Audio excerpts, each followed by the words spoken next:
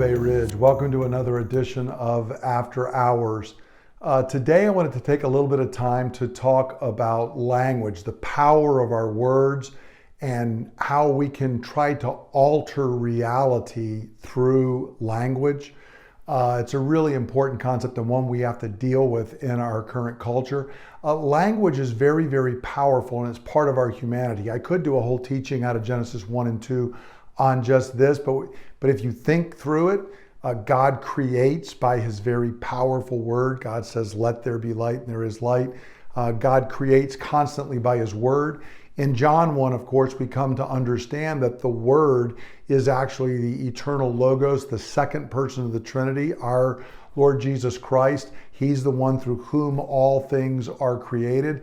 We're created in God's image. So this God who has powerful words and whom the second person of the Trinity is the word, we're made in that image. And so language is central to what it means to be human. You remember Adam is given the task of naming all the animals, and we're told that whatever Adam called them, that was their name. There's a very powerful word that comes there. And it even includes, you remember when Eve first comes onto the scene there in Genesis 2, and Adam says, wow, you are going to be called woman, for you came out of man. All of these show the power of our words, and it's very, very important. But one of the problems is because words can be so powerful, there is a temptation down through human history to try and control words and to use words to alter reality. We see this a lot in the dystopian novels. I mentioned those novels in a previous After Hours.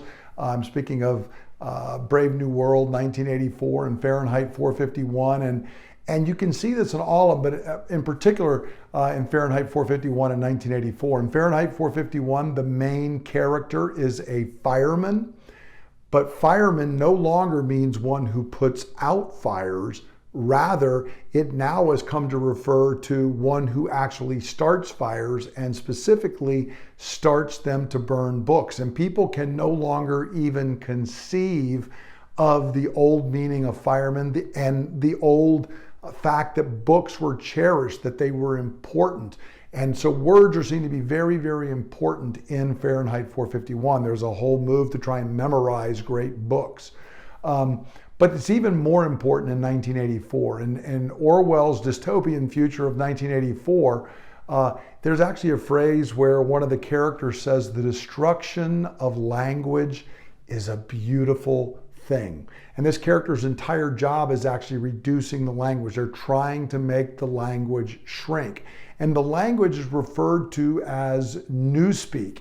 And in Newspeak, there's a lot of sayings where they have so distorted language that people can't understand reality anymore. For example, some of the mottos are freedom is slavery, war is peace, and ignorance is strength. If you just think of those, if freedom is slavery, then you can no longer even have a concept of what it means to be free. If war is peace, then the thing that you're longing for is actually war. And if ignorance is strength, then you don't want to get educated because the path forward is actually by being ignorant. That's what makes you strong. You can see the same thing in his Animal Farm book as well. There's also that the ministry names are actually absurd.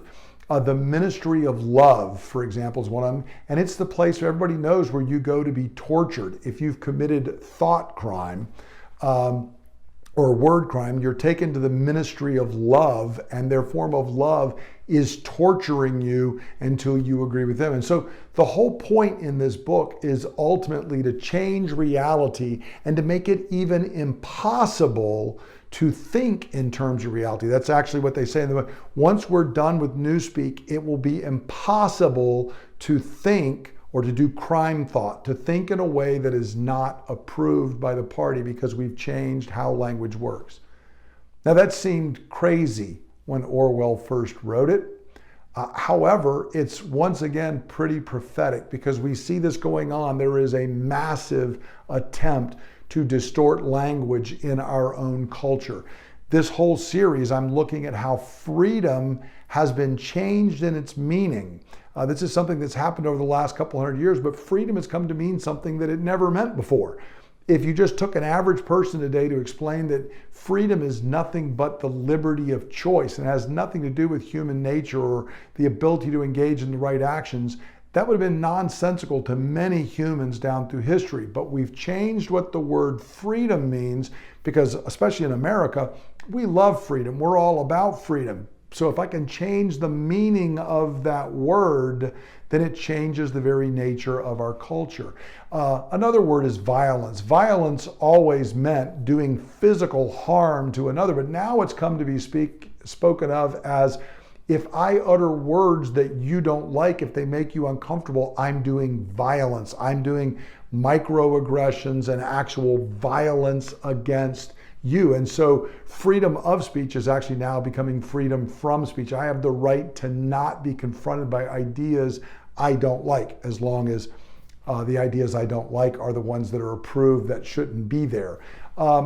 And it's especially seen right now, this is related to the teaching I was talking about this morning over the LGBTQ+, in the mania over pronouns. He no longer refers to a male, but to whatever I decide. Individuals can choose to have their personal pronoun for an individual be they or them to refer to themselves. There's actually technically, I believe it's now up to a couple hundred different pronouns that people will attempt to use. And if you read a news article, you see this over and over now. They'll be speaking of an individual, then they keep using the pronoun they. The writing is becoming atrocious because they keep having to not use pronouns because it's not clear, are we talking about a single person or a group of people? I've mentioned before, I read an article, I think it was in the New York Times, but it was referring to uterus having humans, which is something rather than using the word woman. I mentioned J.K. Rowling, making the joking tweet about the fact that it was speaking of humans who menstruate rather than using the term woman. This is very, very important because it's trying to control and say, no, there are people who menstruate that are not women. Even though what they are is they're actually biologically a woman, but no, they've identified as a male, but they still menstruate. The House of Representatives, as I mentioned on Sunday, has recently changed the rules to disallow all kinds of words. You can't speak of a husband or a father, a mother, an aunt, an uncle. It has to be things like no more brother and sister. It has to be a sibling, a parent, all of these kind of things. Now, please hear me. All of this is Orwell's Nightmare. This is Newspeak in action. It's trying to control how one can even think so that a masculine pronoun no longer can be thought to refer to a male. You can't even begin to understand it. Just to read Genesis chapter 1, in the beginning, God created humans, male and female, he created them. It becomes a nonsensical statement in our culture, and in fact becomes, to go back to the other one, it becomes violent. You cannot say these kind of words. So, friends, I want to encourage you. Words are important. They matter.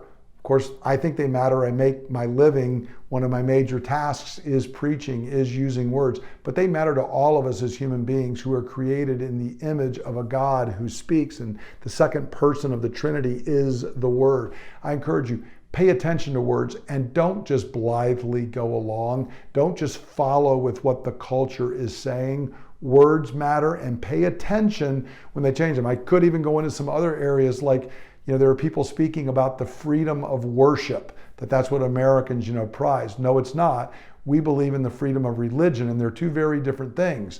Religion includes worship, what goes on here on a Sunday, but we were guaranteed that we have the right in our public lives to express and act according to our beliefs. But we've been changing that word. So pay attention.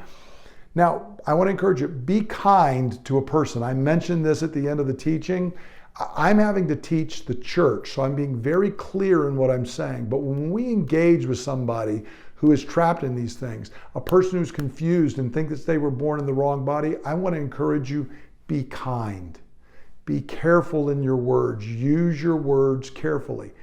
but we can't go along with crazy distortions of realities.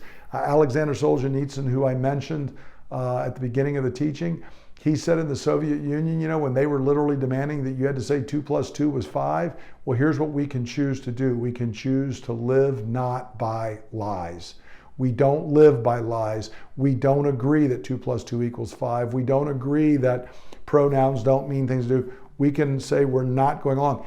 Even if to try and keep a relationship, I may not fight the person over the pronouns, there are lines that we ultimately have to draw because words do matter. And we need to be clear in that so that reality is not distorted beyond recognition. I encourage you to think through these things. It's a lot of deep waters we're dealing with. And I also want to encourage you again, please continue to use words to cry out to our God for yourself, for your family, for your friends, for this congregation, for our whole culture. We're in a brave new world right now, friends, but our God is still sovereign, and He is going to do everything which He has promised to do. I hope you have a great week, and I look forward to gathering for worship again this Sunday. God bless.